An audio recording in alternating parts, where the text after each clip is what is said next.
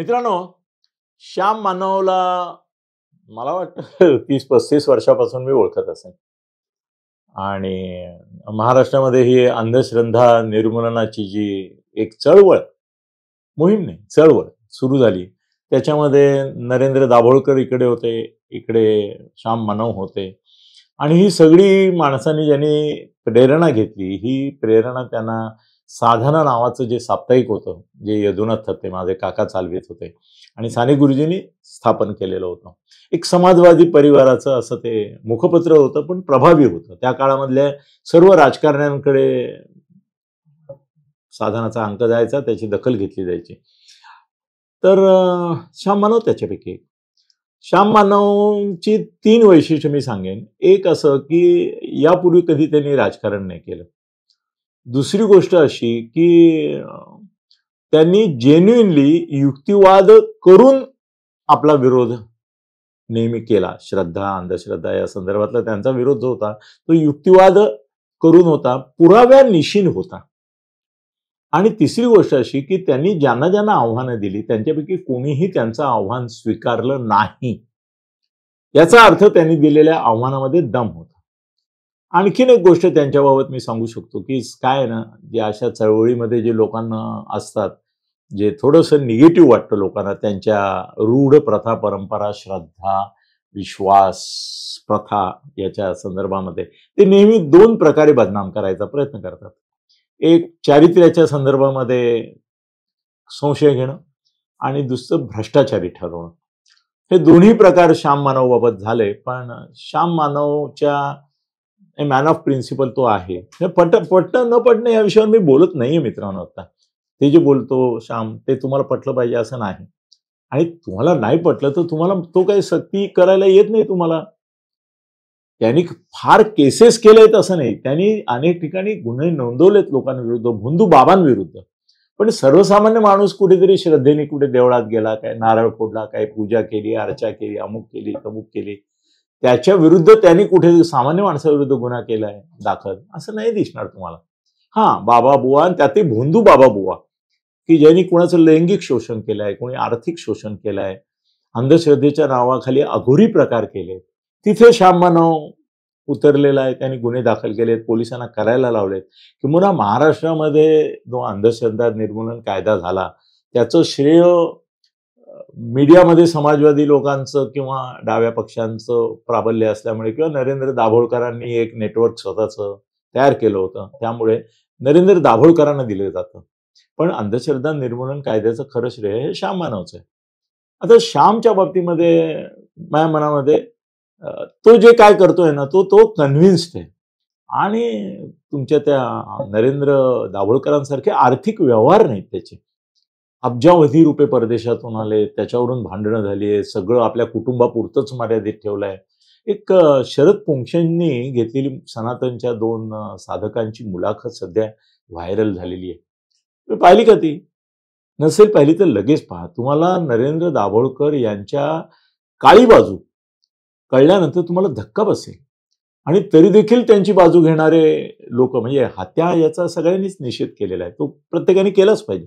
हत्या हा काही त्यातला हे नव्हे, पण त्यांचे काळी कृत्य ही शरद पोंक्षेने अशी एक्सपोज केली त्या सनातनच्या लोकांबरोबर.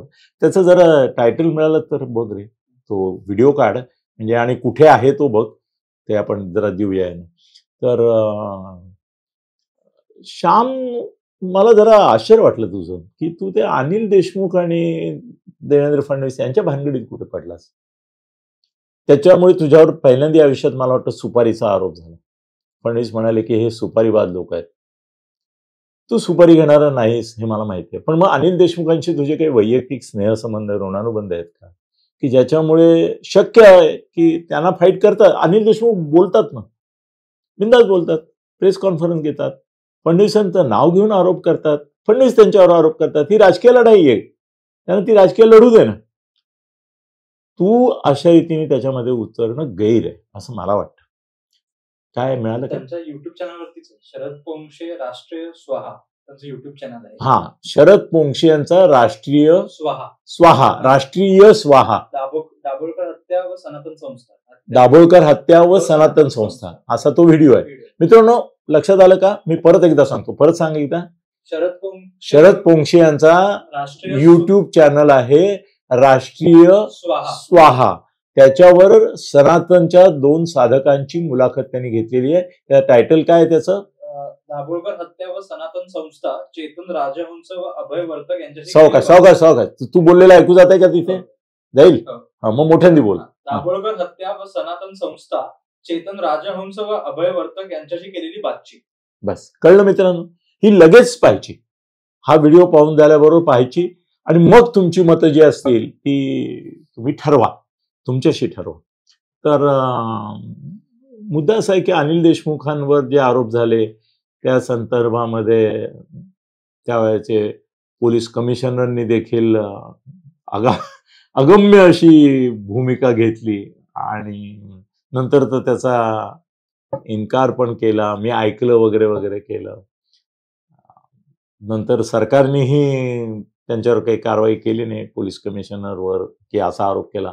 हे 1.5 वर्ष आतमध्ये राहिले, त्यामुळे ते धुमसत असणार. 1.5 वर्ष केवळ ऐकीव आरोपाखाली आपल्याला आत घुसवलं, आत बंदिस्त केलं, याचा राग त्यांच्या मनात असणारच. आणि ते त्यांच्या काय म्हणतात जीवाच्या आकांताने ते प्रयत्न करणार. आणि त्यांना त्यांचं म्हणणं काय आहे की 4 ॲफिडेव्हिट माझ्यापुढे ठेवली होती ज्याच्यामध्ये मी आदित्य आणि उद्धव यांना गोवावं अशा तऱ्हेची अपेक्षा होती. त्याला मी नकार दिला आणि म्हणून मला ही शिक्षा केली. असं असू शकेल का? असूही शकेल, नसूही शकेल असं मला वाटतं. याचं कारण की रवींद्र वायकरांना मी एकदा भेटलो होतो या स्थित्यंतरानंतर, पक्षांतरानंतर. तर त्यावेळेला ते असं म्हणाले की मला लिटरली असं झालं होतं की पोलीस बाहेर गाडी उभी करूनच उभे होते, माझ्यापुढे पर्यायच नव्हता. मी जर भाजपत जाणं शक्य नव्हतं पण शिंदे गटात मला प्रवेश मिळेल असं त्यांनी प्रॉमिस केलं होतं की शिंदे गटात जा, तुम्हाला तिकीट पण मिळेल, पण नाही गेलात तरी ही गाडी जी आहे त्यात जाऊन बसायचं. असा छळ ते करू शकतात का? असा ट्रॅप लावू शकतात का? ते लावू शकतात. त्याचा पुरावा वायकर आहे. त्यामुळे अनिल देशमुख आणि फडणवीस यांच्या संदर्भामध्ये असे ॲफिडेव्हिट दिली गेली असतील का की याच्यावर सह्या करा? असू शकतात. अजित पवारांच्या बाबतीमध्ये वेगळ्या रीतीने प्रयोग झालेला आपण पाहिलं ना की त्यांची पण कशी कोंडी केली गेली. विखे पाटलांची पण कोंडी केली गेली. अनेकांची नावं आहेत त्यांची अशी कोंडी केली गेली आणि ते आले नाही इकडे. 35 लोक आहेत हो की ज्यांची कोंडी केली. ईडीने केली, कधी सीबीआयने केली, कधी तुमच्या इन्कम टॅक्सने केली. आणि ही यंत्रणा केंद्राची जी हालत होती ती महाराष्ट्रातल्या सूचनांवरून हालत असल्यामुळे फडणवीसांकडे बोर्ड रश्मी शुक्ला प्रकरण होतं. अर्थात त्याचा वर्णन आपण प्रतिशोध असं करू शकतो. याचं कारण असं की महाआघाडीचं सरकार उद्धवचं जेव्हा होतं तेव्हा फडणवीसांना, त्यानंतर गिरीश महाजनांना, दरेकरला, आपल्या लाडला प्रसादला आणि आणखीन 1-2 नावं आहेत, त्यांना गोवण्याचा आणि तुरुंगात टाकण्याचा अगदी फडणवीसांपासून सगळ्याचा प्रयत्न हा महाआघाडीने पण केलाच होता. त्यामुळे ते फार मोठे निर्दोष होते, निष्पाप आहेत वगैरे असं मी म्हणतच नाही.